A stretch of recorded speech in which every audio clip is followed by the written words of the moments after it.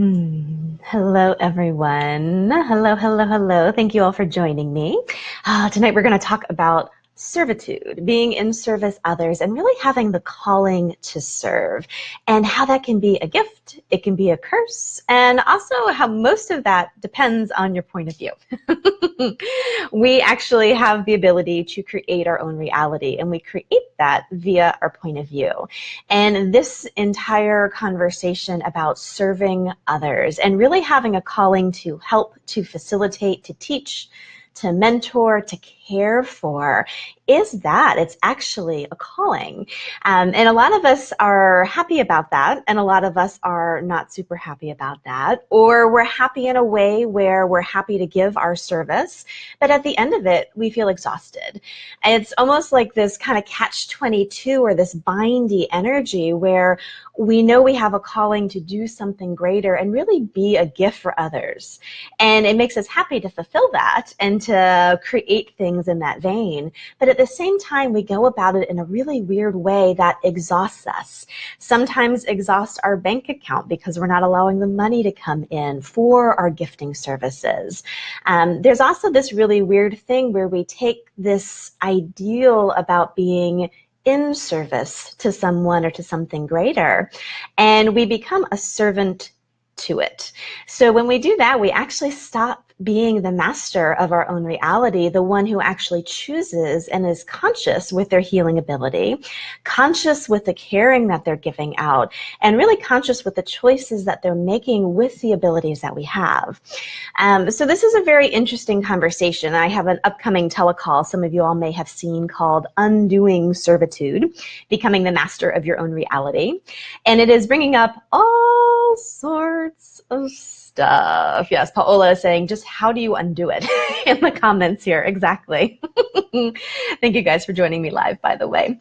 And that's the interesting thing. It's bringing up a lot of points of view people have about being a servant to other people, or where that energy shift really comes, where we stop being in service to something, or of service to something, I should say, where it's like, yes, I'm here to serve. I have something to offer, and I have something that I can receive from this as well.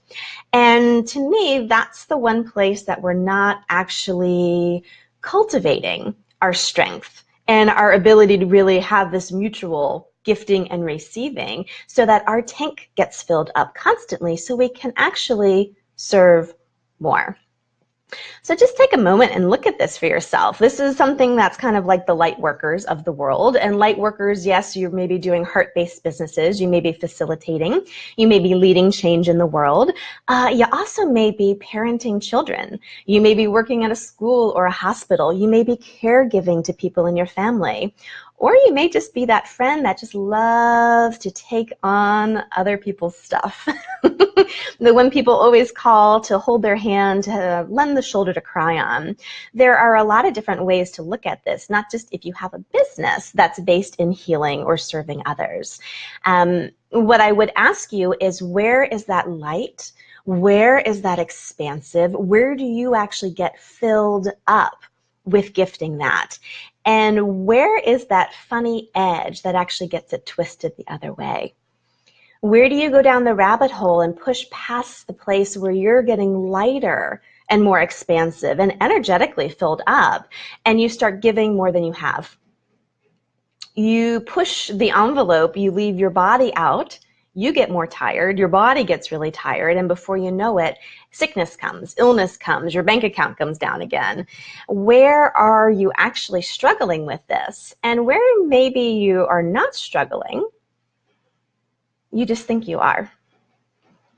And I have a woman that's been working with me a bit, and this whole conversation is really bringing up a lot of stuff. And she kept saying, you know, I know I'm not a servant to anybody. I know I love to serve, and I'm really good at that, and it makes me really happy.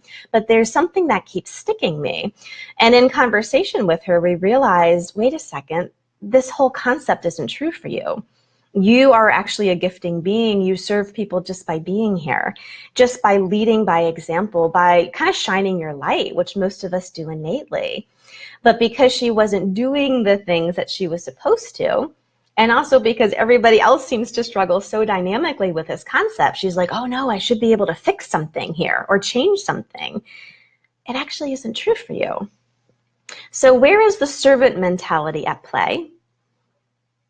Where have you taken your calling to serve and really your joy in being of service to others, and have twisted it into servitude? And servitude is heavy. It is sticky. It is being enslaved to something. That's actually where you don't have any choice and where you're depleting yourself. You know, Paola here is asking, how do you undo it? For me, it's this constant question. There's a flip that you can actually do in your own world. Start to notice where you are getting exhausted, where your body is feeling heavy, where your bank account is going downhill, where you're giving and giving and giving, anticipating that people are going to give back, yet they never do. Where are you going into servitude, giving up your choice and putting yourself underneath other people? When you start to notice that come up, it's just a matter of flipping it. Flip it the opposite. Flip it back to, okay, I'm not servant to anyone. I'm not underneath it. That's not what I'm called for. And just feel into the energy of that. Does that actually feel like that light worker? Are you able to gift? Are you able to receive? Are you able to shine your light brightly, or are you constantly dimming yourself if you're underneath something or someone else? What if this conversation was much more getting clear on where you could have more conscious choice and more conscious action with your abilities to heal? What does that look like? What makes you feel lighter is true for you. What lights you up, what fills you up, that's where you want to go. Whatever actually allows your body to feel relaxed, like there's space around you, you can breathe, you're on the right track. Start to listen to your body, start to listen to the energy that you be and that you have around you. If you start to notice all of those little weird twisty things, or where you're so focused on others that you totally leave yourself out, you've flipped into servitude. You've put yourself underneath or taken yourself out of the equation. It's an easy flip once you notice it. I'm not choosing that. Is this actually allowing me to shine my light brighter right now? Or is this actually dimming my light? And to me, that's huge, because most of us have this calling to serve. We have that light quality. We have big hearts. We have a lot of caring and kindness in our world, and the ability to actually give to people what they require. When you're not taking care of yourself, where you're not including yourself, when you're underneath other people in servant mentality, you're not able to actually fulfill that. Start to notice it, and that's where you make that shift again. Am I actually dimming my light here? I'm going to stop doing that. What's required? Or is this actually allowing me to shine my light brighter? That's where you want to go. Okay, so this is just a quickie to let you start playing with these perspectives. And just FYI, I know a lot of people are like, wait a second, what's the magic ticket here? What if there actually wasn't a magic ticket? What if it was a matter of just changing your perspective moment to moment as things showed up? And also, this is a big topic. Like I said, there's a lot of interesting energy on it. There may be some deeper clearing, some really stuck mind points, and some stuck behavior patterns that have you constantly going to other people and not to yourself.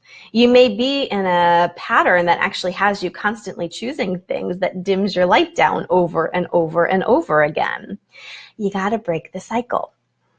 You got to break the cycle. Part of that is being present. Part of that is asking those questions. Am I dimming my light or shining it brighter? Am I serving in a way that actually lights me up, or am I being a servant right now? Being clear on that, and then starting to look at these deeper layers that have us stuck and grooved in. As I said, I have a telecall coming up. It's a one-off call where we're going to be digging into this topic greater and deeper, and really looking at these other outlying energies that have you stuck in those behaviors, where your mind may know, I know this isn't actually allowing me to shine as brightly as I can. I still feel bright, But I know there's more here. I know there's more to actually gift and create, and for me to receive, and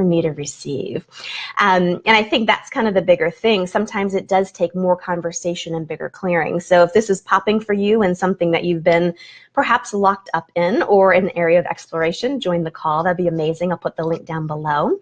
And in the meantime, just start to really ask those questions.